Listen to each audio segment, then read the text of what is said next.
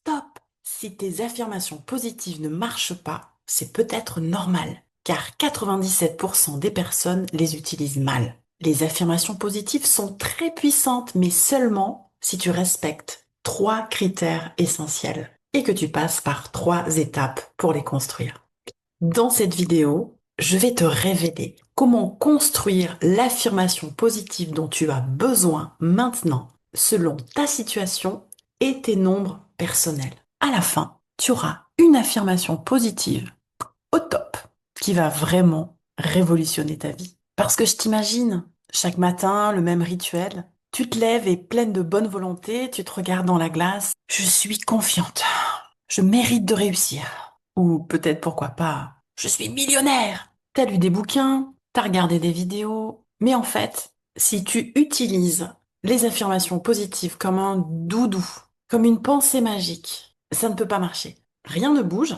Et pire encore, tu sens sûrement monter cette frustration qui te dit mais c'est pas vrai. Il y a que pour moi que ça marche pas. Pourtant, je te l'assure, ça marche. Ça fait 15 ans que je pratique les affirmations positives avec grand bonheur et grand succès, mais parfois aussi quelques échecs, ce qui m'a permis de comprendre quels étaient ces fameux critères à respecter. Voyons de plus près pour commencer la cause des échecs.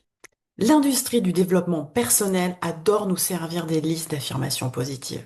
Des mantras soi-disant universels. Je suis en aimant argent. L'univers conspire en ma faveur. Le souci, c'est que notre cerveau est bien plus malin et sceptique qu'on ne l'imagine. Et la science le confirme. Il y a une étude hyper intéressante de la chercheuse Joanne Wood qui a mis le doigt sur un truc assez troublant. Son équipe a demandé à des gens de se répéter des phrases du type je suis une personne aimable. Et les résultats ont été bluffants. Pour ceux qui avaient déjà une bonne estime d'eux-mêmes, ça a plutôt bien marché. Ils se sentaient mieux après. Mais pour ceux qui avaient une faible estime d'eux, donc ceux qui en avaient le plus besoin de cette affirmation, eh bien, non seulement ça n'a pas marché, mais ça a détérioré leurs sentiments internes. C'était la catastrophe et ils se sentaient plus nuls après.